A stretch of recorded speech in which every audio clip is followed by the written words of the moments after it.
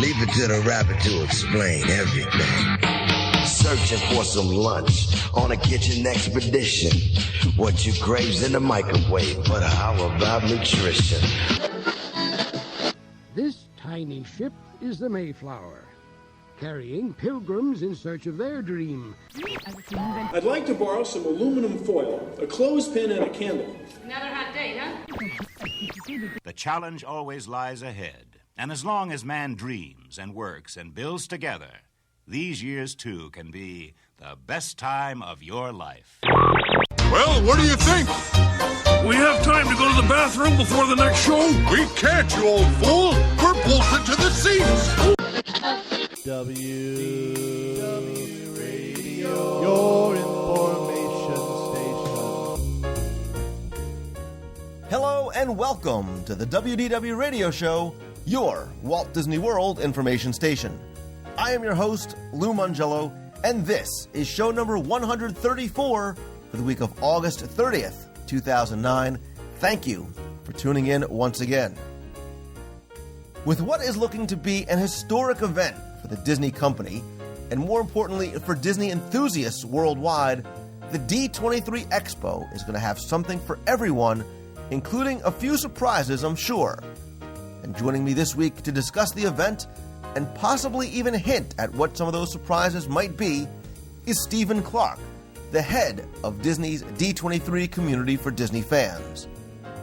I'll answer more of your listener emails this week, including questions about celebrating in Walt Disney World, discounts, kids clubs, the Disney dining plan, as well as the Food and Wine Festival, and so much more. I'll announce the winner of last week's Walt Disney World Trivia Contest before playing more of your voicemails at the end of the show, so sit back, relax, and enjoy this week's episode of the WDW Radio Show.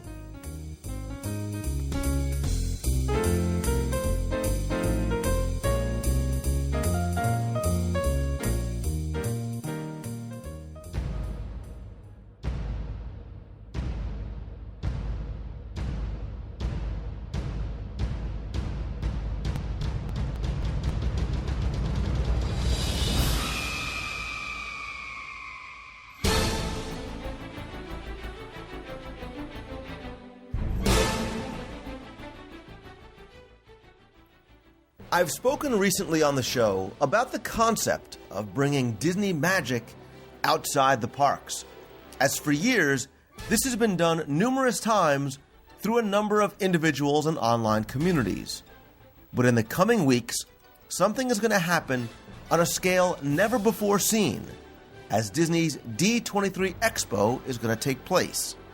From September 10th through the 13th at the Anaheim Convention Center, Disney itself will be bringing and making the magic, as various outlets from the company, including parks and resorts, the Disney Cruise Line, movies, television, consumer products, and so much more, will be on hand to give not just D23 members, but Disney fans from around the world an experience unlike any other. In what is likely going to prove to be an historic event, not just for the Disney company, but more importantly for Disney fans, it is shaping up to be an incredibly exciting event that is not to be missed. So joining me today to talk about the Expo is probably the one person that knows it better than anybody else. So I am pleased to be joined by Stephen Clark, the head of Disney's D23, to talk about this very exciting event. Mr. Clark, welcome to the show. Thanks for having me, Lou.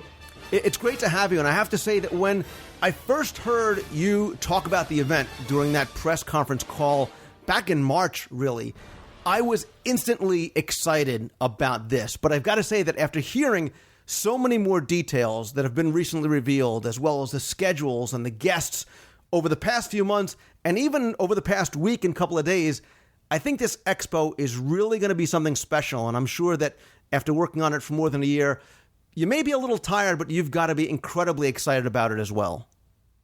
Well, I'll tell you, back in March when we announced D23, and the D23 Expo was a part of that announcement, you know, we've been working on the project for a while, and we had a framework for what the Expo would look like, and you know, we were excited about it, but there were still a lot of question marks, and we're still working with a lot of the business units to figure out exactly what the content would be. And as the months have gone by, we've really created an event here that incorporates every part of the Walt Disney Company. And we're really celebrating the past, present, and future of all things Disney, and we're bringing it all under one roof for the very first time. And what also is great, I think, about this expo is that we've made it truly accessible to fans of all walks of life, whether you're the most hardcore, ardent Disney fan out there, or just a casual fan who enjoys a day at Disneyland, or likes to see a great Disney film, or families with kids that just looking for something fun to do on the weekend. The expo has really evolved between pavilions and screenings and seminars and celebrities and meet and greets and you name it. It's evolved into an event that I think is going to go down in the annals of Disney history as being something quite special. I agree. And before we talk about some of the specifics of what guests and fans will be able to experience throughout the 4 days of the event, which does take place from September 10th through the 13th at the Anaheim Convention Center, I wanted to talk about the concept of the expo itself, because you talked about it being for the fans. And I've recently talked on the show about the idea of bringing that magic of Disney to locations outside the parks. And it's been done a number of times through various individuals and communities. And I really look at the D23 Expo not as a trade show, not really as a showcase for Disney, but that place where like-minded Disney enthusiasts can come together and can share their passion and enjoy what they love on a whole new level. And with this time, Disney bringing itself to the various outlets, and again, thereby bringing that Disney magic to the Anaheim Convention Center. Well, I think taking a step back even and talking about the genesis of D23 to begin with, and we talked about this a little bit, but it goes back to our CEO Bob Iger, who did receive a lot of inquiries from fans and shareholders about wondering why there hadn't been some kind of official fan club in the company's 85-year history, wondering if there was the opportunity out there somewhere for the company to provide some kind of official outlet so that there would be a greater connection between all the great creative content and the folks here at Disney that make it all happen and the fans. And, Bob recognizes, just as the D23 team does, that our fans they're our bread and butter. They're our most ardent supporters, the ones who live and breathe and love Disney as much as we do, but also go out there into the world and share that passion with their friends and families. And it's that passion and it's that sort of love for what it is we do here that actually keeps the Disney legacy alive generation after generation. They're the reason that Disney still exists today. And I think that what the Expo really is all about is, it's definitely a celebration of our past, present, and future, but, you wouldn't have a past, present, or a future if you weren't celebrating the fans. And that's what we're trying to do here, is provide those folks who enjoy, the nostalgia of the past, who enjoy that sneak peek at what's coming at our parks around the world, or, from the Walt Disney Studios or from the animation department. They're the ones who enjoy getting that, sneak peek probably more than anyone else out there. And that's what we intend to give them.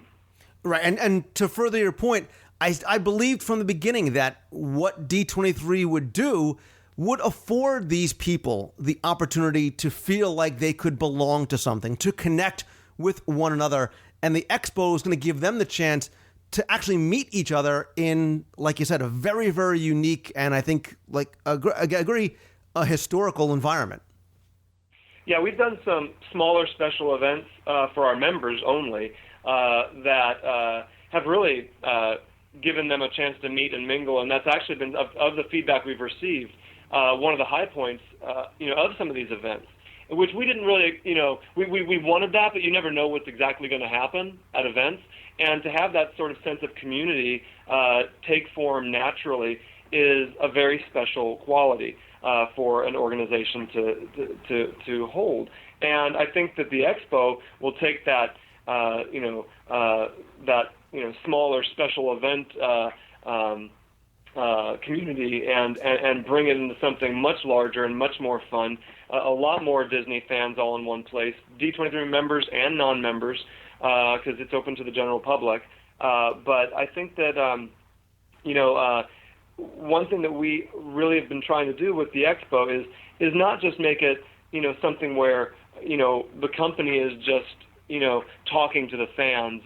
We have elements here where we want the fans to feel some ownership of D23 and this expo. We've done the fan art gallery, which we've never done anything like that before at this company. We're doing the collectors forum, which is something that I think people are really going to enjoy. Getting a chance to see other people's collections and buy, sell, and trades with other people who collect Disneyana or sell Disneyana. All that kind of stuff, and this is just our first year. So as time goes on and we evolve the program, our goal is to have more and more opportunity for interaction and fan presence at this event.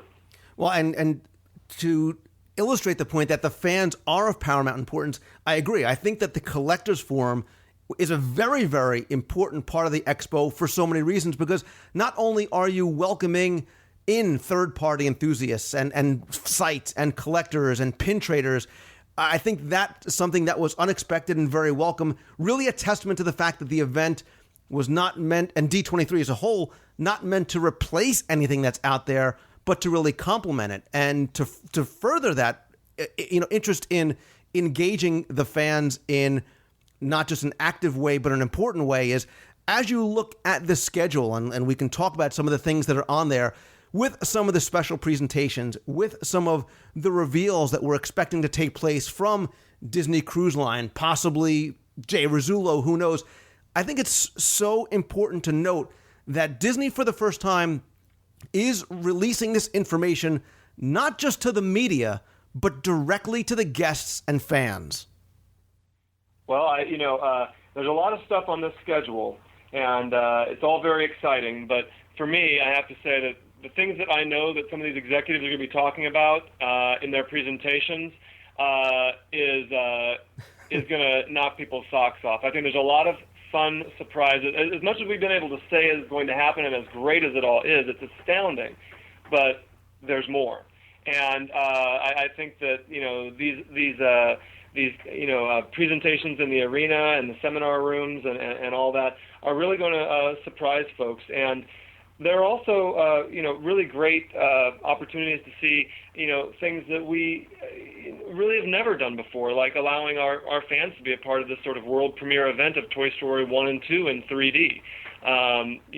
Giving people sneak peeks at, like in John Lasseter's presentation, he doesn't want to talk just about, the next 1 or 2 films coming from feature animation, Disney and Pixar feature animation. He wants to talk about what's coming 2, 3, 4 years from now. And that's something really special because, as you know, it takes 4 to 5 years to make an animated feature, so it's kind of letting fans in on the ground floor of some of these productions.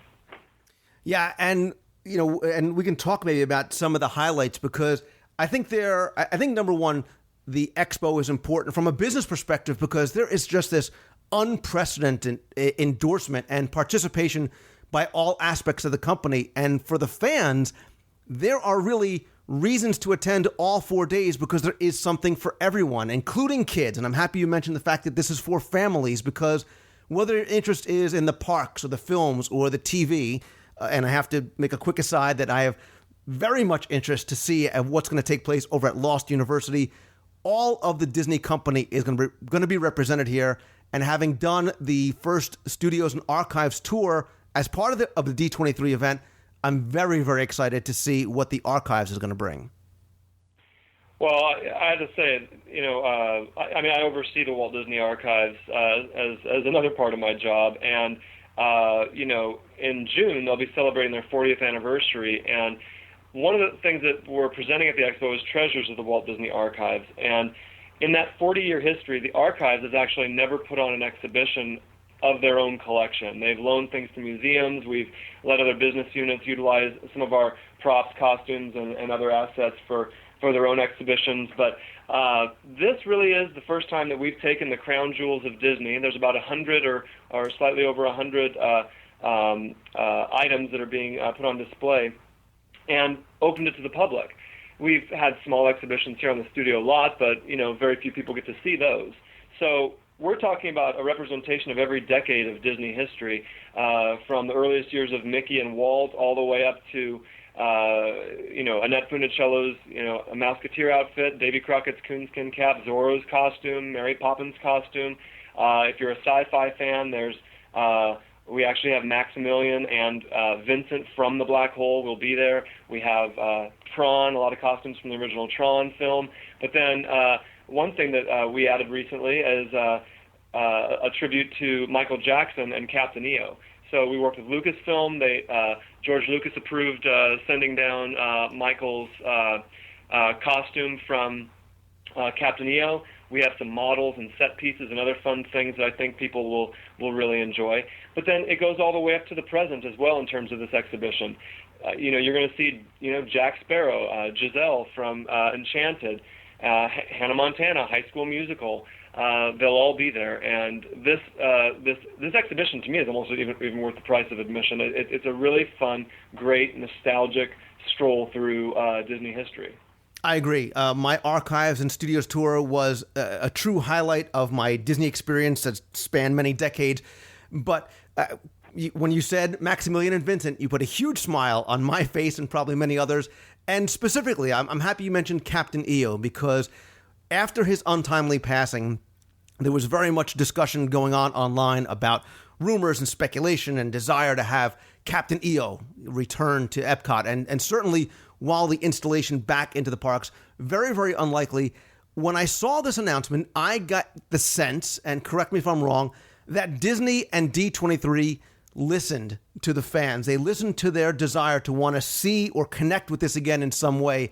And hopefully that's part of the reason why these artifacts are going to come on display at the expo. Oh, absolutely. We try our best to listen to the feedback that we've received, and I think D23 has proven that through the way we've attempted to be nimble in some of our executions of special events or content in the magazine, or things that our fans have told us they want to see. We've reacted to, and same thing with the expo. We want the fans to feel like they're getting what they want, not necessarily what we want. You know what I mean? And I think that they're going to be really pleasantly surprised by a lot of what we're bringing out. I mean, look at even some of the seminars. There's everything from the Silver Banjo Barbecue at Disneyland, which is actually a great presentation, and Disneyland in living color with Tony Baxter and Ed Hobelman. These are things that fans are going to love. They're just going to eat it up because it's footage and it's stories and it's ideas that really haven't necessarily been shared before or seen by a large audience. So, our fans speak, and we try our best to listen. Yeah, and like I said, the fans are going to be treated to not only being able to hear keynote presentations from people like Bob Iger, and they'll get to hear John Lasseter, but there's so much more. And again, first opportunities for us as fans to see and hear and possibly meet some of these people who are true Disney legends. And when you start mentioning names like X Atencio and Alice Davis and Blaine Gibson and Bob Gurr, and get to hear a presentation on Imagineering from no one else other than Marty Sklar, that's a huge and rare opportunity, much like having the Disney Legends Awards ceremony that for the first time we will get a chance to witness at the convention center. Well, I'm on the Disney Legends Committee. I have been for several years, and, I've always looked forward to that event. It's a great tradition here at Disney. It's been around for 22 years. Fred McMurray was our first legend, and back in 1987. And, every year we enjoy getting to see that ceremony here at the Walt Disney Studios in Legends Plaza, but, the only problem with it is that only about 200 people sit in Legends Plaza. So a lot of our fans and cast members and employees and friends don't get a chance to see it. Well, this year that changes. In the arena, it's a 4,000-seat venue, and we're really looking forward to being able to share, like I said, a great Disney tradition with the people who are going to appreciate it the most, and watch the new class of inductees, receive this honor. And I believe on Monday we're actually going to be announcing the legends. So stay tuned for that. It's a great list of Disney luminaries. Yeah, it's very, very exciting. And we could spend, hours literally talking about all the different things on the schedule. And I'll direct people over to d23expo.com where they can see it. But again, there'll be things from the Disney Cruise Line, the Walt Disney Studios, the Walt Disney Family Museum, again, sort of bringing that to the expo, a presentation on Muppets, the making of Toy Story Midway Mania. The list goes on and on and on. Again, not just a passive experience for guests and attendees. There's a live auction, which I must admit I'm very, very excited about going to visit. Peter Pan's flight ride car has my name written all over it. But there is so much to do from all the different aspects of the company. And again, you talked about revealing in the past couple of days additional speakers, Robert Olszewski, Thomas Kincaid, Jason Sorrell, the cast of Wizards of Waverly Place. There is going to be so much to do and reason to go and visit, I think, for all 4 days. I couldn't agree more. Absolutely. So, and like I said, this really is, although it's right across the street from Disneyland, which is nice, you have the chance to go visit at night, I think Disney is sort of bringing and making that magic itself in a venue that has never been done before. Going to be very, very interesting, going to be very, very exciting to see. There are 4 days at the expo, again, September 10th through the 13th, packed with all kinds of things, and more importantly, like I said, Stephen, a lot of surprises. I will post a link in the show notes, but you can go and visit d23expo.com. It's open not just to D23 members, but everybody. You can also purchase tickets right online. I am looking forward to going as a participant, as a guest, as part of the Collectors Forum in so many different ways. And again, I really appreciate all of your and the efforts of everybody over at D23. It's our pleasure, and thanks for having me here, Lou. Thank you very much. Looking forward to seeing you next week. All right, bye-bye.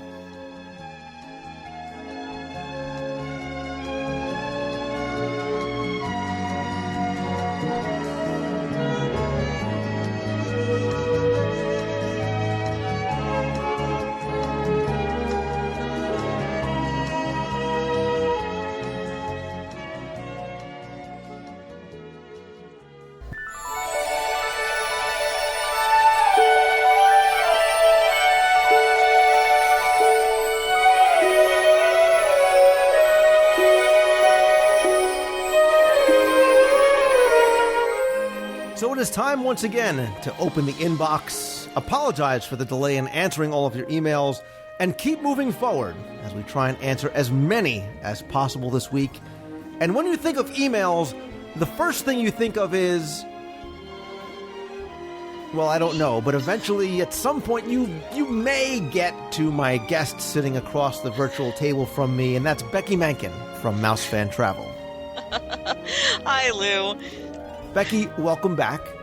Thank you. Always a pleasure. And again, I think at some point, if you think of emails, if you put enough monkeys with typewriters in a room, eventually you'll get Shakespeare. Eventually you'll get to Becky Mankin. So I knew eventually somehow you'll put that together, but I didn't know how.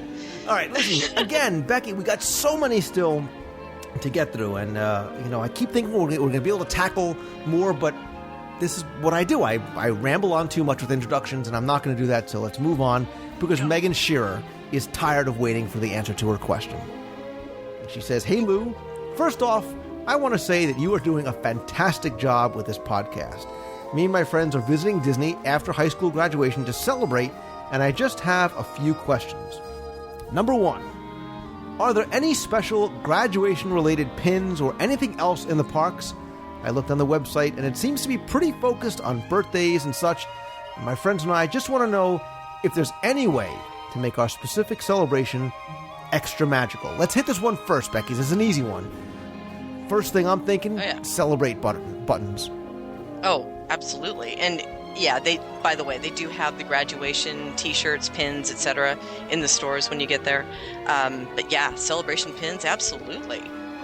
Yeah, and if you're looking for a pin for something, they've got it. Arbor Day! Yes, I got an Arbor Day pin. Sweet. Number two, one of the main reasons for this trip, Arbor Day, is that one of my friends has never been to the world, insert gasp here, she writes. So, gasp. My other friends and I have been going since we were little and want to make sure we can almost recreate that childhood experience for her. I love that sentiment. Any suggestions on how we can make her trip special? Oh, wow. We could probably do an entire podcast just on this subject. That's exactly what I was thinking. So, where to start? Yeah, but you know what? She's starting with the right idea. I love the fact of not only what her sentiment is, but they're just graduating high school. So you don't think that somebody, might be saying, well, I want to recreate that childhood experience. And I love the fact that that's what you want to do. And if you go in there, I think, with that mindset that you guys can just go and just be goofy, pardon the pun, and just have fun and be kids again and ride Dumbo and ride the Barnstormer and just allow yourself to enjoy all the parks that they have to offer. It's not about riding rides. It's about being together and celebrating. I think that will do it, and throw in some cool meals here and there. Oh, absolutely. Lots of photos that you'll treasure later on. Like, even just stop and have the picture of all of you together holding Tinkerbell in your hand when they get you all set up for that shot. That's really cool. I love your idea. One of the things that I love when I go, especially with a group of friends, is later after all the strollers, or not all the strollers, but a bunch of the strollers are gone, riding all the kids' rides back in Fantasyland. Oh, it does. It has a way to transport you back to being an 8-year-old, and it's just fantastic. Yeah, and to extend upon what you said, make use of the PhotoPass photographers. And you want to do something really cool for her? When you're done, either order the CD, but better yet, have one of the photo books made up for you. Oh, or nice. Get the CD and do a scrapbook of your time in Walt Disney World. And use the PhotoPass photographers to sort of chronicle your time that you're there. Take your own pictures, use their pictures. Make a scrapbook for her or for all of you, and I think that's something that 30 years from now, if you guys are still friends, you'll look back on, and it'll be a great thing that you guys will treasure. Oh, absolutely. And her third and final question is, it says, as you can imagine, we have very limited budgets, and I was wondering if you had any tips to cut down on dining costs without getting the dining plan. And I think, again, this is a top 10. This is a segment in and of itself. Oh, it sure is. She didn't mention where she was staying, so they're talking about budget. They probably don't have a villa with a kitchen, but that's one of the points, obviously, for those who are in those type of accommodations or off property.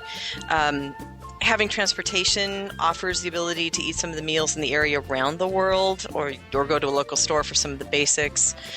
One of the things that I do want to mention, she said without getting the dining plan, a lot of people don't realize that there are now different levels of the dining plan, where last year there was just one dining plan that you could get.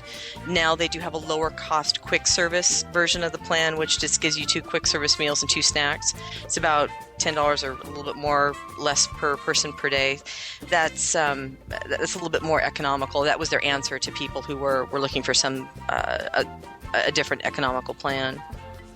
Well, first things first. I normally would have disconnected you and thrown you off the show for suggesting that people eat off property. I know. I knew you were going to get me with that. However, I will qualify that by saying that if they had their own car and if they were going to Waffle House at 3 a.m., that would be acceptable. Anything else, not really. However, one of my biggest suggestions to save money, and it's something that I do all the time too, is breakfast, because I don't think that you really need to go out every day unless you're a big breakfast person, and there's some great places to have breakfast.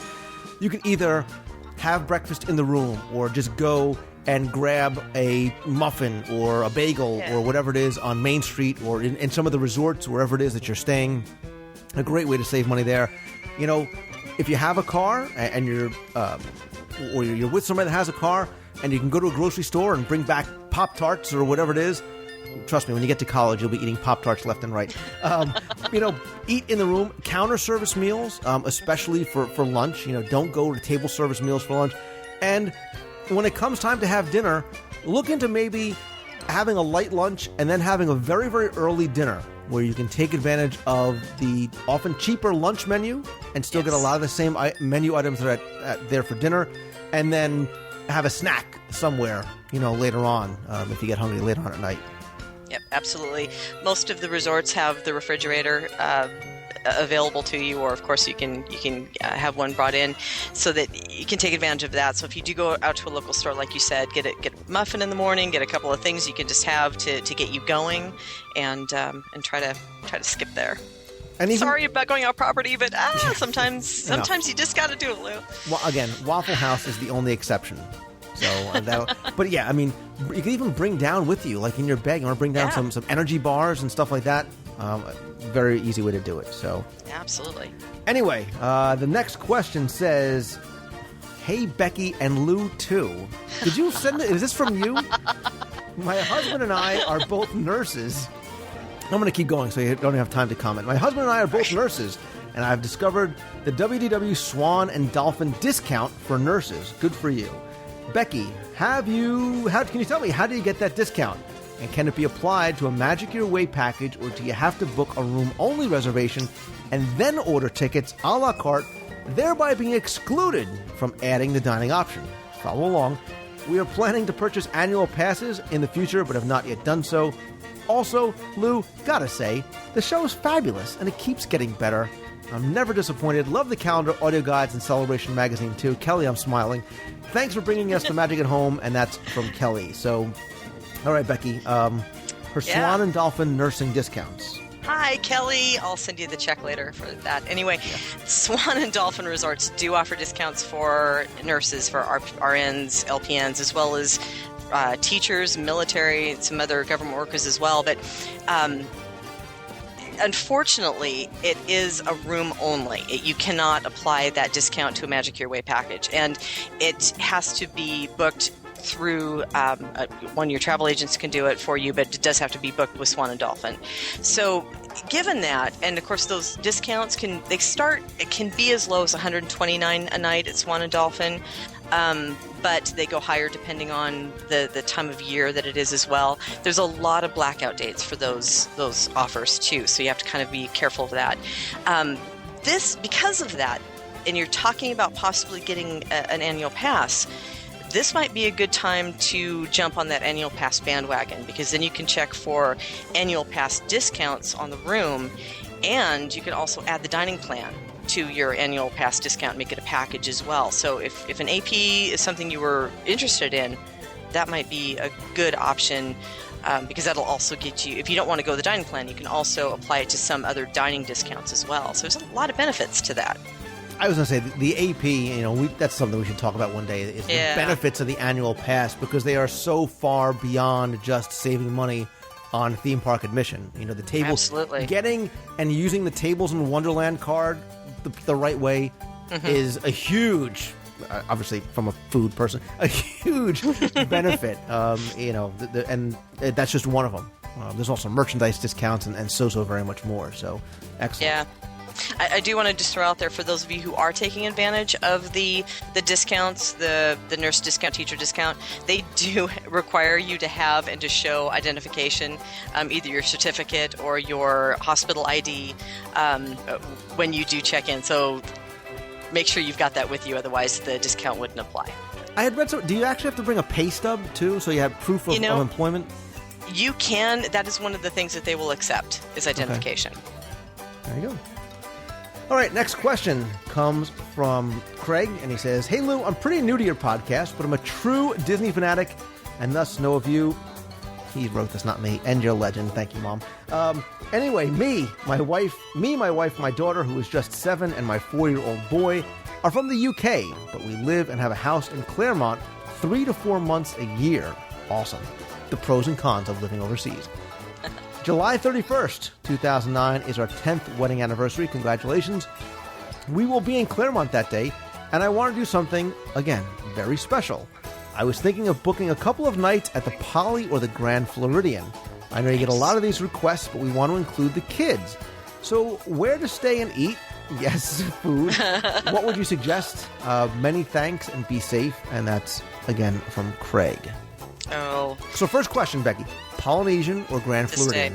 Oh, in a heartbeat. To me, personally, the Polynesian is the perfect blend of the romantic atmosphere for the anniversary, as well as entertaining for the kids and for the family. I just think you can't beat the convenience of the monorail access, but I just really like the blend of the two for family and for the romantic atmosphere. Personally, Polynesian has it for me out of the two. I'm with you, 110%. But not only do you have that, but your kids are 7 and 4, And there's stuff for them to do, too. You've got, like, the Grand Floridian has the Mouseketeer Club. Polynesian's got the Neverland Club, which is a kids club that they can stay, I think, from 2 hours to 4 or 6. I don't remember what it is. So if you do want to go and have, like, your nice dinner, wherever that may be, and you want to let them go to one of the kids clubs, that's a great option as well. Oh, absolutely. In the pool. You just can't beat the pool over there, except for only one other place beats the pool at Poly. Of course, which would be your favorite over at Beach Club. But the Polynesian is just a wonderful idea for him out of the two.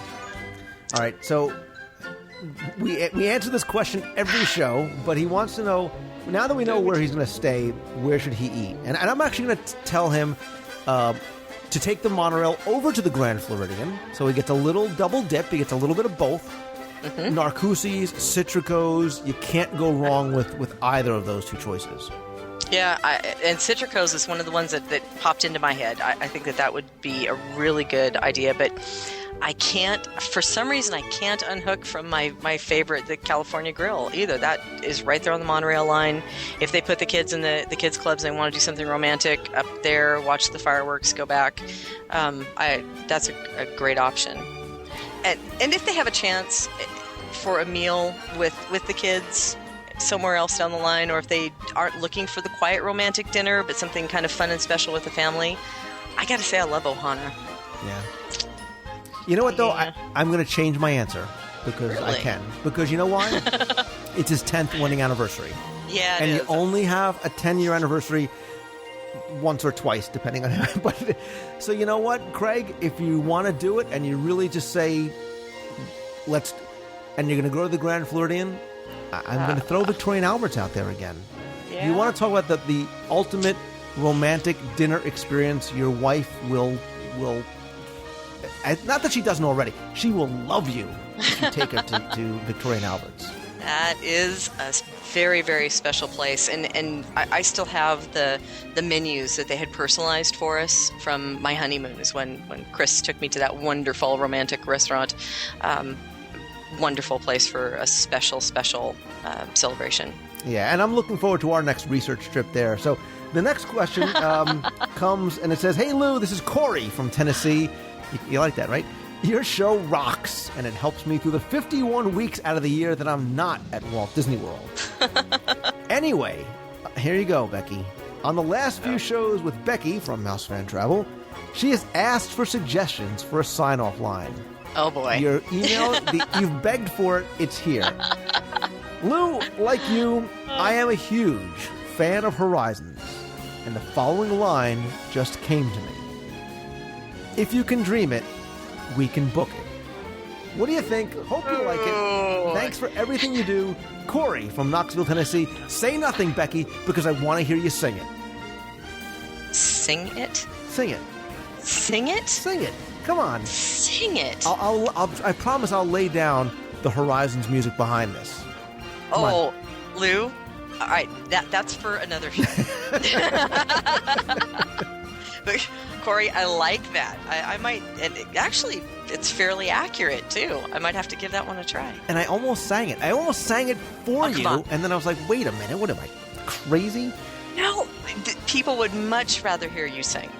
You know what? I don't know why. Let's take a poll. I don't know why people think they want to hear me sing, but I will tell you, having heard myself sing, it's a horror show. You don't want any part of that. So moving on.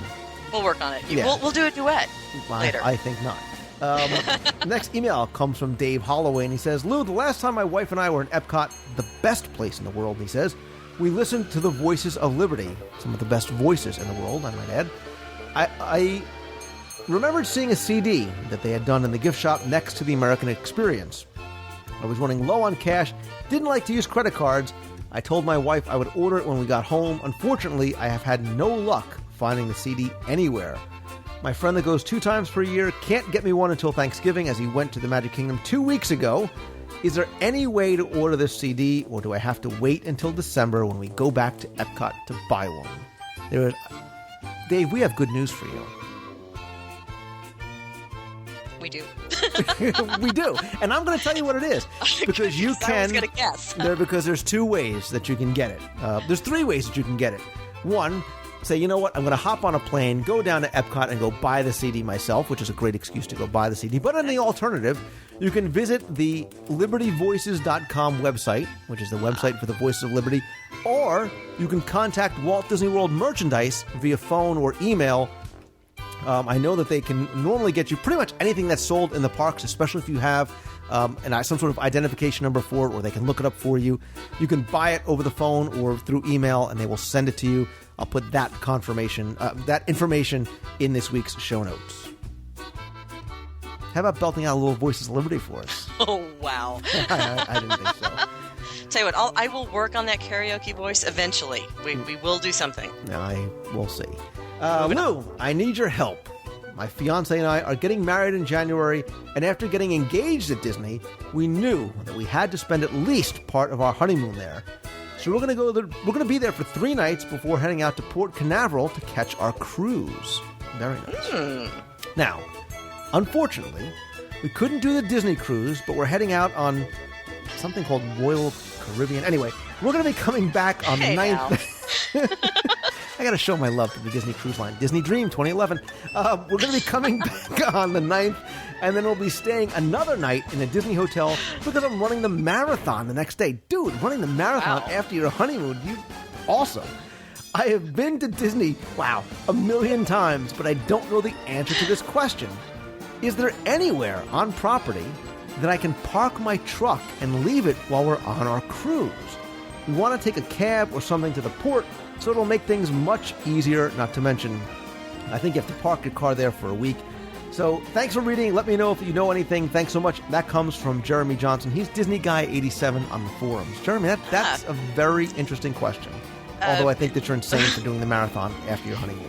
Yeah, and I gotta say, Lou, this is math and transportation, so I think I'm about to be punked, aren't I?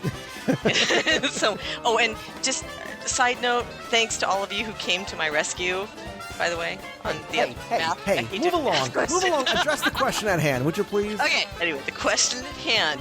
Now, it's a long and expensive cab ride out to the port from Disney. As a matter of fact, a lot of people don't realize if you haven't been out there, it's about an hour-long drive. So parking at the port, while it does cost you money to stay there, or to park there, it's $15 per night at this time.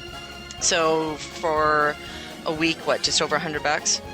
That's actually going to be less than taking a taxi just one way from Disney out to the port. So unless I'm, again, missing something, math and transportation, again, it might be better for you just to drive. And I honestly don't know of anywhere that you can just park your car for free without the possibility of it getting towed. You might have something that I don't know? No, I couldn't think of anything, and I agree with everything that Becky said about her math and transportation. Now, I will say, side note, Royal Caribbean, if you're sailing the Freedom of the Seas, which it sounds like you are from the dates and the number of nights, you'll love it. She's a beauty. You're going to have a great time. I'm sure. I mean, it's not a Disney cruise, but no, a Royal Caribbean, I'm only kidding. It's a wonderful cruise line. Disney Dream 2011. Anyway, next email is from Kevin Zigmont in Indiana, who says to keep moving forward. And I'm with you, Kevin. He says, Lou, does the Disney dining plan work with the food and wine booths? And if so, what credits do you get charged? Enjoying the podcast and the video. Keep moving forward, Kevin. Yeah, that's actually an interesting question. There are booths that will accept the snack dining credits for items, food and wine. And if you look at the menu boards, most of them will have the little snack credit icon down towards the bottom or at the top somewhere on the menu. It's usually for items that are under $4. If you don't see the credit item, just ask the cast member and they'll be able to tell you, but most of them will have that. If they do accept it, they'll have it noted on the menu board. And the only thing, Kevin, that I can add to that question is I am so excited for Food and Wine 2009 this year. That's it. That's all I have to add. So, yeah, we're going to hit every single booth, right? And try everything around. I did it last year, and I have all intentions of doing it again. I've never gone all the way around Food and Wine. I will say, well, we went all the way around. We realized that about a third or halfway through that we couldn't try everything at every booth. So we had to pick and choose to a certain degree. But lamb sliders and the gumbo and oh god, I can't wait. Okay, September. There's so many audio and video segments coming. I promise. Looking forward to it. So the next question, Becky, is also a somewhat food-related question. He says, Lou, I know that you're probably busy and such, but I had a quick question that I thought you might know the answer to. I'm an annual pass holder, and when I go for my birthday, I was planning on getting the gift card option. I know that it can't be used at dining locations, but do you know if you can use it at the food kiosks during the Food and Wine Festival, since they take pretty much any kind of Disney currency, including gift cards? Thanks for your help. Love the show.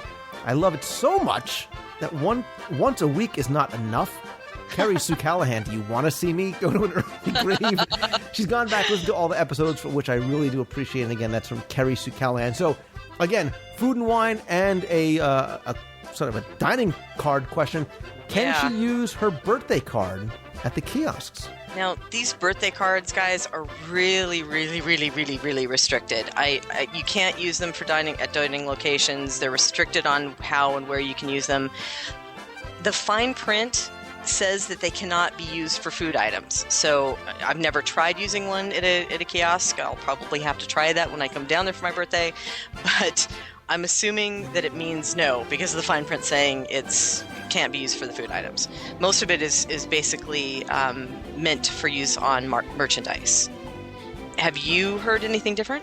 I have not. Okay. So I was totally deferring to whatever you were going to say for that. So I wish I had a definitive answer for you, but I do know no food items is on the fine print. No one has been able to tell me that they've been able to use it before, so I'm going to say probably not. Gotcha. All right, moving on. It says, hey Lou, I love listening to your show every week and look forward to Monday mornings when I get to listen to new episodes. I am a huge, big bold letters WDW fan, but I've never had any desire to go to Disneyland. Man. Until I heard your podcast a while back about your trip to Disneyland. Now I can't wait to walk where Walt walked. I was very fortunate that I now have the opportunity to visit Disneyland on August 21st. I only get one day there, so I want to make the most of it. The first ride I plan on going to ride is Pirates of the Caribbean, but I was wondering if you could suggest any other must-see Disneyland rides and also a couple of restaurants. I know it's a kind of a strange request, but I hope you can help me out. Thanks in advance. Keep up the great podcast. And that's from Stephanie Murphy in Denver, Colorado. So, wow. Yeah. Another one. We could spend eons on this one as well. And the first one that popped in my head right away is Indiana Jones. Yeah, that's, I'm trying to sort of, in my mind, kind of go around quickly in Disneyland. But that is without a doubt one that's a very much of a must-do. Other things that come. Oh, sorry. I was going to say that the attractions that you can't see, obviously, at WDW would be the first on the list between Indiana Jones, even the Finding Nemo submarine ride. I think that's really cute. Yeah, you got it. I think you have to do. Finding Nemo. I think you have to do Space Mountain. Very different. Dare I say better than Walt Disney World's version, especially since it's now closed. Peter Pan's Flight, of which I'm a monster fan, is amazing out there. All of Fantasyland. I mean, all of Fantasyland, all the dark rides there. Mm-hmm. Pinocchio and Mr. Toad. You've got to go see Toad. The Matterhorn. It's a classic. Yeah. You must do the Matterhorn. You've got to ride the monorail out there. I would definitely try and stick to just Disneyland. Obviously, you don't have to worry about DCA now, so don't worry about going to downtown Disney or anything else. Just spend your day in the Magic Kingdom at Disneyland. I'm trying to just think. I mean, do the Storybook Land canal boats because it's there, because it's a classic. Go and visit Toontown. I mean, you can actually get through, especially depending on how crowded it is. I don't know if August 21st, what day of the week that is, but if it's not a weekend, you might be able to do most of Disneyland in a day. Mm-hmm. Oh, and definitely, if Fantasmic is on, see Fantasmic there. And again, dare I say, I'm going to get email for this, I just know it, better at Fantasmic for me at Disneyland than it is at Disney World, and as is Space Mountain. I agree with you there. And then the differences, like a Haunted Mansion, the Tiki Room. Yeah. Jungle Cruise. You got to do the Jungle Cruise. Yeah, absolutely. There's so much there to do. Okay, so which Haunted Mansion do you like better? Oh, you would say that, wouldn't you? It's like picking a child. It's like picking your favorite child, isn't it? That one is, because, well, you know that's one of my very, very favorite attractions. And I love them both for different reasons. Cop out. What a cop out. But Space Mountain wins on the West Coast. Woo! I gotta say. Yeah, Space Mountain is amazing. And you know what, too? And I say this all the time. Take your time and enjoy and explore Disneyland, because it's a very, very different theme park. You're going to blow through Adventureland, not even realize that you walked through it, or at least I did when I was there. He also asks for places. He asks for places to eat, and far be it from me not to answer the question that was asked. Oh, of course not. You wouldn't want to skip over that at all, would you? And just like everywhere else with Disney and food related, there's a ton of options there too. A real treat for me at Disneyland is lunch or dinner at the Blue Bayou, which is of course inside the Pirates of the Caribbean. Awesome location there. I like the Plaza Inn inside the park for breakfast. But I think one of the best things I enjoy about the Disney land resort area is that everything is within walking distance. So you can easily get over to the Grand Californian and to the restaurants over there and enjoy like the Storyteller Cafe, which has an awesome 4-cheese ravioli. By the way, no. He's got 1 day in the parks. This is commando style, big time. All right, listen. All right. You need to pace yourself. All right, listen. Okay. You need to pace yourself, Stephanie, and you need to kind of bounce around and eat little bites here and there. That's what I did my first night there. So, you got to have a little something on Main Street USA. Maybe go to the Gibson Girl Ice Cream Parlor, get some ice cream so you can say, I had ice cream on Main Street USA. But then Bengal barbecue over an event. And this is what I love about Disneyland. Look how excited I'm getting. There's so many different types of unique food offerings. So I love the shish kebabs and the asparagus, or I think it was like asparagus or something at the Bengal barbecue. If you have time, Blue Bayou. But no, the first thing I ever had at Disneyland was, and forgive me, I don't know what it's called, but there's a small little walk-up kiosk thingy where you can get soup in a bread bowl. Time that with Fantasmic at night. Awesome. Nice. I'm trying to think what else. I ate at the Hungry Bear. Oh, the look, I'm so excited. I'm doing like Italian hand gestures here. The Rancho Restaurante, the Rancho de Zocalo, is that what it's called? Forgive me if I mispronounce that. It's got some like some Mexican stuff going on there. Then again, you do have to go to the Golden Horseshoe too. Yeah, see? You have to snack along the way. Another day. Yeah, I'm sorry, so clearly that's the answer to the question. You can't do it all in one day. Because I gotta say, and I know he's got 1 day in the park, but fine dining over at again the Grand Californian. There's the Napa Rose restaurant is one of the #1 rated restaurants in the entire area.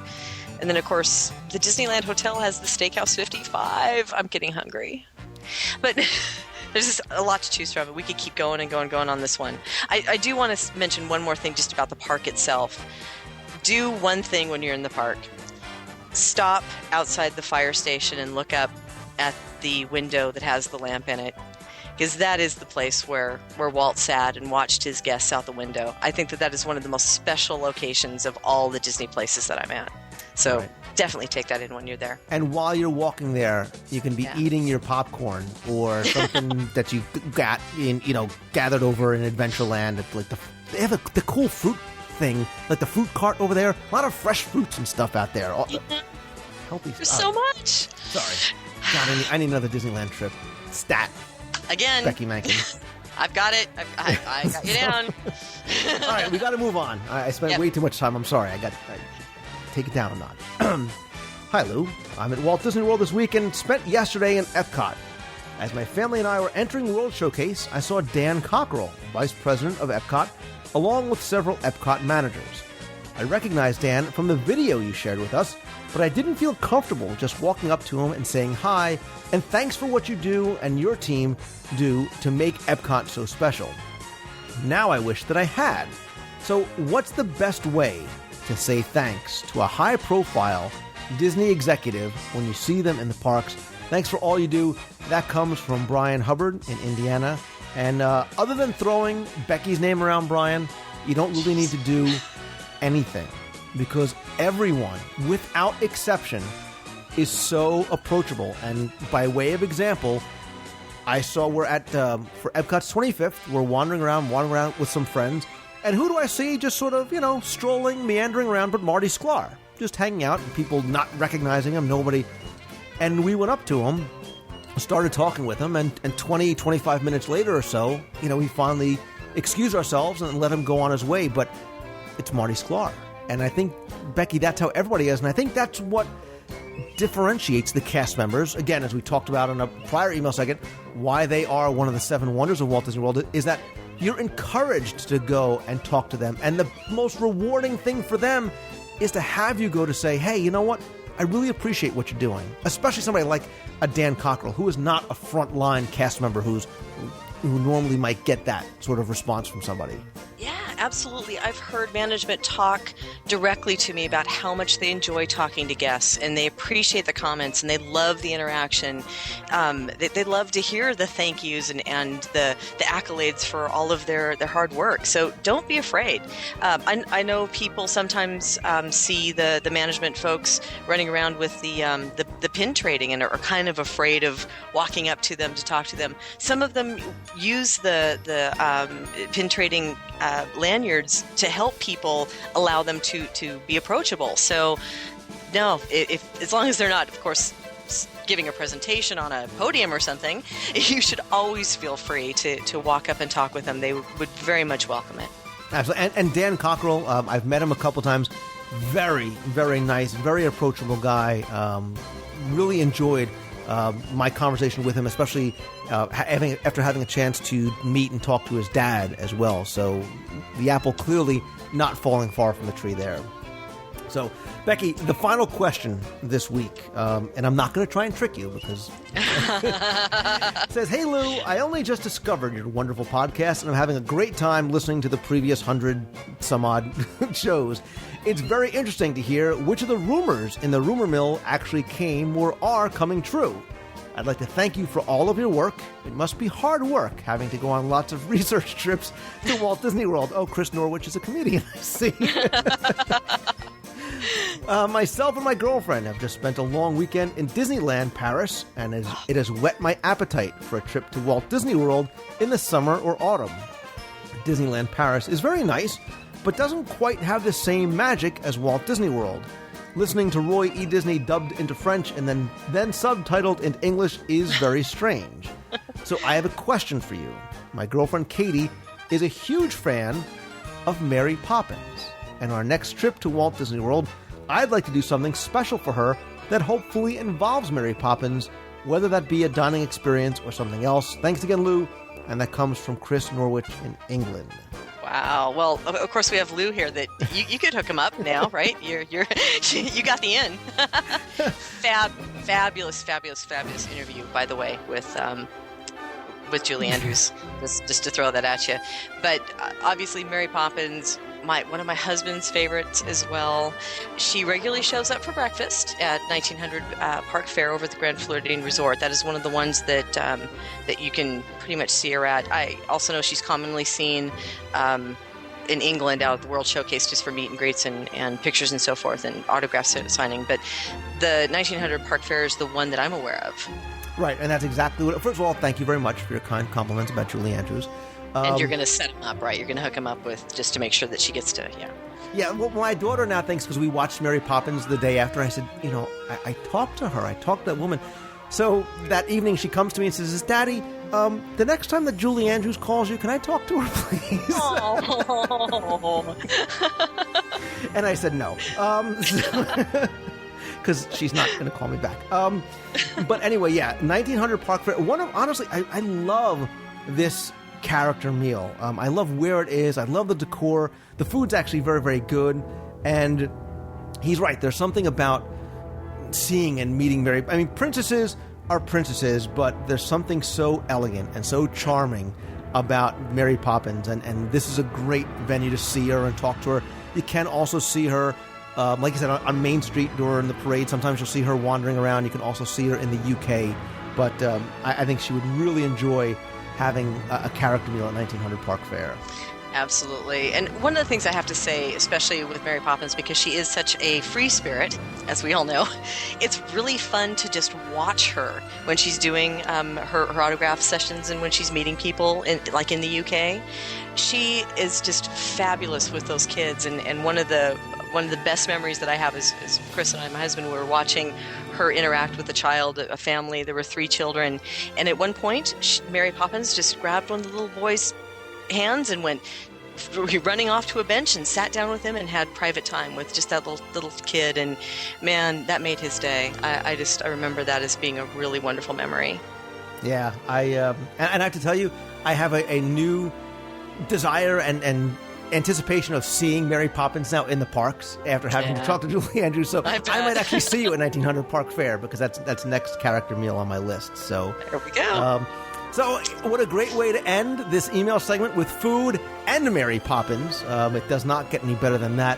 So as always, Becky from MEI and Mouse Fan Travel, for your next Walt Disney World or Disneyland trip, definitely contact Becky and her team of agents. And here's the setup, Becky. Thank you as always. Well, if you can dream it, we can book it. But also, in honor of Mary Poppins, as much as I would love to sing Supercalifragilisticexpialidocious, I'll work on that. Cheerio, Lou. Love it. Love it.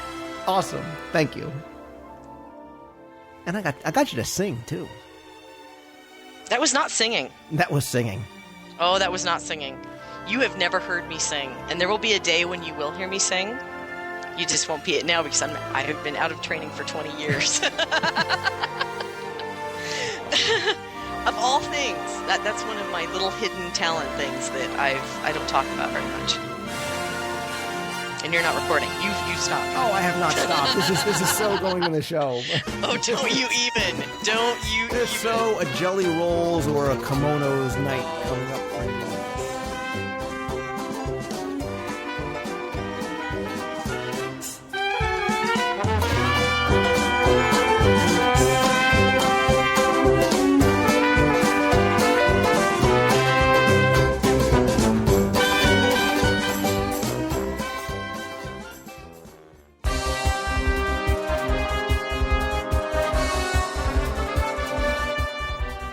It's time to announce the winner of last week's Walt Disney World Trivia Contest.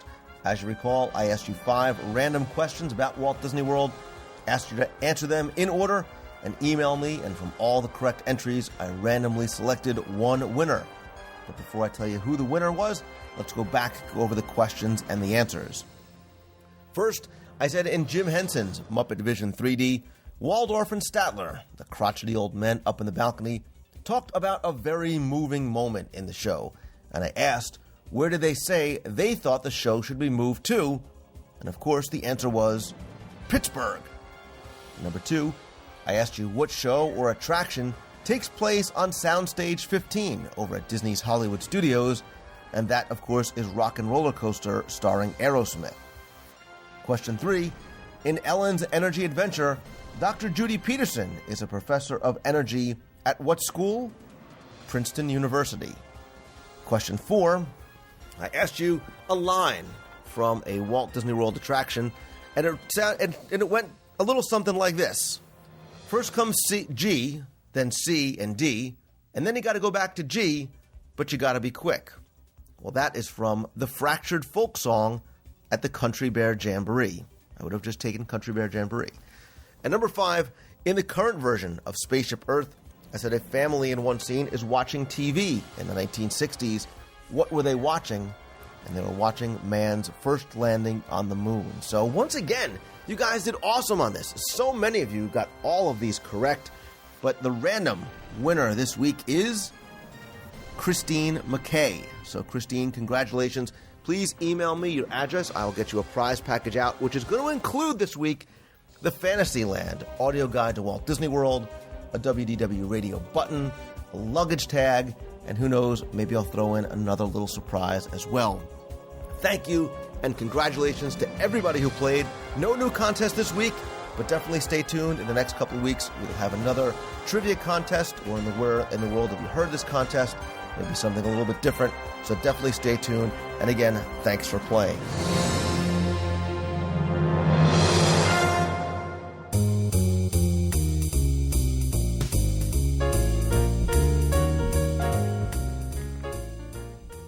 That's all the time we have this week. I hope you enjoyed the show. Big thanks go out to Stephen Clark, the head of Disney's D23.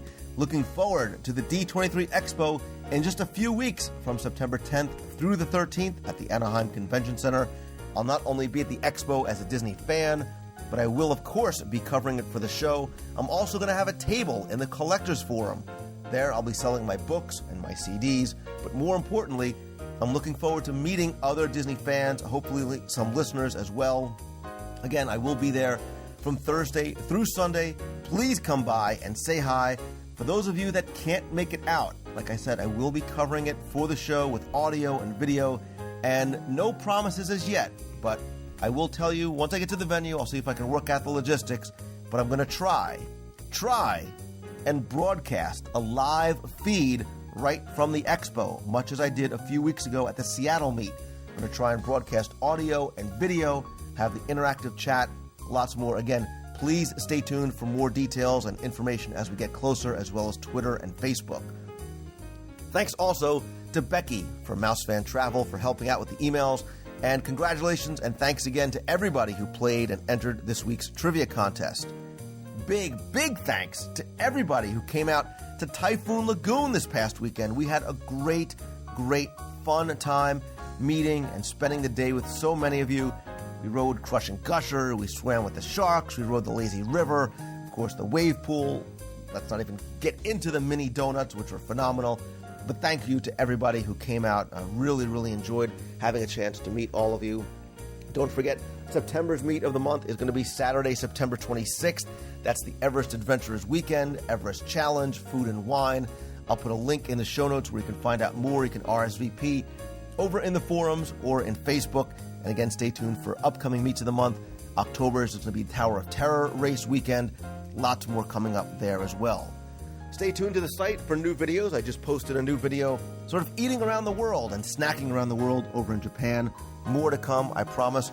Also look for some new features coming to the site in the next few weeks as well.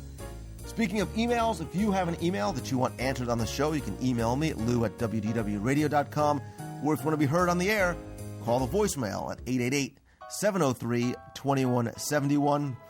Quick reminders to come by, follow me over on Twitter or on Facebook. You can friend me up there. Join the WDW Radio Show fan page. You can find links to all those right on the homepage of WDWRadio.com. Look for a new WDW Radio Live, hopefully before D23. If not, hopefully at D23. Again, best way to find out about those is through Twitter and through Facebook. And again, Celebrations Magazine is available over at celebrationspress.com. Finally, thanks again to my sponsors and partners, including Becky and her team at Mouse Fan Travel. All-Star Vacation Homes has more than 150 houses within 5 miles of Walt Disney World. They have private pools, spas, kitchens, game rooms, master bedrooms, so much more. You can select from 2-bedroom condos up to 7-bedroom homes. You can find out more over at All-Star Vacation Homes. Also check the website for a link directly to that. And finally, Chantel Crawford over at dvcbyresale.com. Visit her site for point charts, current listings, as well as frequently asked questions and so much more. And don't forget, too, about the Disney Dream Cruise in 2011. I'll post that link in the show notes as well. We're going to cruise on the all-new Disney Dream. Can't wait to hear more details about that, which I have a feeling are going to come out at the D23 Expo. Hopefully an idea of when we're going to try and sail on the Dream. Come by, let us know if you're interested. And finally, my friends, thank you as always for taking the time and tuning in. I really do appreciate it. If you like the show, please help spread the word. Let others know about it. Review the show on iTunes. Come say hi on Facebook. And again, everybody, remember, always keep moving forward. I hope you guys have a great week this week. See ya. Hi, Lou. It's Tim Begonia and his sister-in-law, Megan Donovan, from Mequon, Wisconsin. And we were talking, and we just heard your podcast on the queues. And we thought if the TTA can be the queue for the Tomorrowland, then I would think that the monorail could be the queue for the entire world. What do you think? You agree, Megan? Yes. All right. Take care. Thank you very much for a wonderful show. See ya! Hi, Lou. It's Chad from the Bronx. Just wanted, I'm a little late. I've been away, but I wanted to get in touch with you about show number 130, the retrospective about World of Motion. I've been looking forward to this for a long time, and I'm so glad that you got to do it. Just a couple of things I wanted to add. First of all, you mentioned about how some of the wonderful animatronics got recycled to other sites, and I just wanted to mention that there was one that you didn't mention, was that two of the human audio animatronics were transferred over to Anaheim when World of Motion closed. They took two of the animatronics. I know one of them was the man pulling the mule that just wouldn't go. Both animatronics were moved to Pirates of the Caribbean at Disneyland. They were the two pirates that were trying to pull the stubborn bag of treasure up that final ramp as before the unloading dock. However, you can't see them now because those have since been removed when Jack Sparrow was added. But they did make the trip, and I only know of the... I don't know where they went after that. But that was number one. Number two is I just wanted to say how much I appreciated the mention of when you come into World of Motion, that you can see the cars going up to the second level from the outside.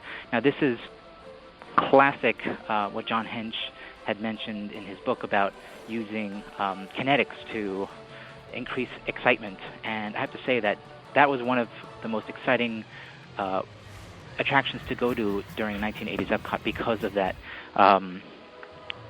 movement outside. I do remember, and of course back then the queue did move out into the open air, and you would be waiting in line seeing those cars go up, and the excitement would just build more than any other Future World attraction, in my opinion. And that touch was just wonderful. Besides getting excited for transportation and motion, it's just knowing that you are going to be on the ride hopefully soon. The third one, I just wanted to thank you for doing these Epcot retrospectives. It kind of upsets me a little bit of the way these great Epcot attractions like World of Motion, Horizons, Journey to Imagination, the Seabase Alpha, and all those originals, how they've come and gone. And Future World is definitely a different place than what it used to be. I think the wonder and excitement and edutainment is just not quite there like it used to be, and there's a reason why you have a Epcot retrospective and not so much a Magic Kingdom or MGM Hollywood Studios retrospective or any other retrospective. It's really that original Future World that from the 80s and early 90s that really gives us that little something that we just can't get anymore. And I'm glad that you do that, and looking forward to the next one. Keep up the Epcot retrospectives, keep up the wonderful work, and thanks for everything. Take care, Lou. Bye. Hey, Lou, it's Jeremy up at Fort Knox. Hey, just calling to see if you know when the TTA is going to reopen in Tomorrowland. We're heading down in October, weekend of Columbus weekend at Epcot Food and Wine. Hope to see you there. Have a great, magical day. Hey, Lou, this is John Bill, and I currently am starting off in college. So I'm in college right now, and, I was kind of a bit concerned because I was like, where am I going to get time to listen to the radio show every week? And then, you know what? I found it. You are my companion as I do my laundry. The laundry here takes about an hour and a half to do, so as I sit and guard my laundry on top of the laundry or the washer and dryer, I plug in and catch up on the Disney blogs and stuff. So just be happy because now you know that every week you are my companion as I wash my clothes. My just uninterrupted Disney time. Just grab my computer and sit on top of the wash and dryer, check up on the Main Street Gazette also. So yeah, just FYI, you're my laundry companion now. So I'm glad that I found some awesome uninterrupted time that I can still listen to my Disney podcast. All right, bye. Hi, Lou. It's Darlene from West Seneca, New York. Zusi Lou on the board. I just wanted to say I am completed with the last 2 episodes of your show. I've been a little behind. My boss had broken her ankle, and I have not had time to listen. But I loved the Q podcast. It was phenomenal. Everything that you guys said about it was absolutely perfect. I'm sorry that Tim is a little afraid to go on some of the rides. It's normal, though, because my daughter and we chickened out of Rock and Roll Roller Coaster, Tower of Terror, and I think there was one other one years ago. And we finally all did everything together this year, and we almost missed Toy Story Mania, but you were the one who told us to go on it right away after we met you at the June meet, and then we came back and reported to you. And it was absolutely every single cue that Disney does. They just have the right way of doing everything. Thank you so much for all you do again, and I hope you have a magical day. Bye. Hey, Lou, it's Kevin in Denver, where there's absolutely nothing Disney to do except for the Disney Store and your radio show. So it's kind of boring over here by the Rockies. Anyway, I wanted to say a quick shout-out to the caller who mentioned Dollywood the other week on the radio show. I thought that was crazy. I just about laughed on that one. I was not expecting to hear that. I know what that is. Actually, Hershey Family Entertainment has another park in Branson, Missouri called Silver Dollar City, which is like a huge frontier land. It's actually an awesome park about the size of Disneyland.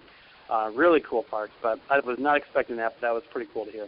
Wanted to point out, I'm sure you're aware of it, but maybe your listeners aren't, that Google Earth has a feature where you can go in and walk around Disney World virtually. And it's got so much detail. You can actually see the signs on the windows and, even go into some of the attractions and stuff. It's really cool.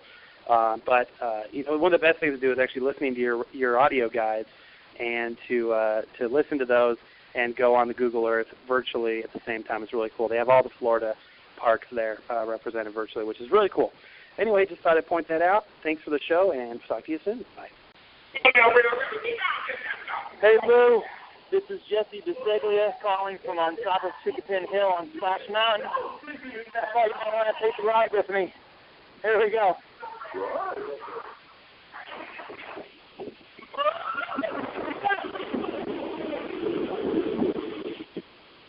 Having a zippy doo-dah day here. Enjoy the show. I gotta go get another fast pass. Hi, Lou. This is Carolyn and Dave. Say hi, Dave. Hi, Lou.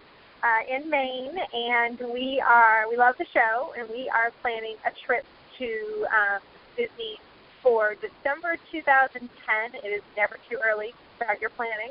And we're going with a big group of family. We're really excited. Just took advantage of the 4-day, 3-night special, just the two of us, Puppy and I, back in late April, and it was a fantastic week. We had a great time.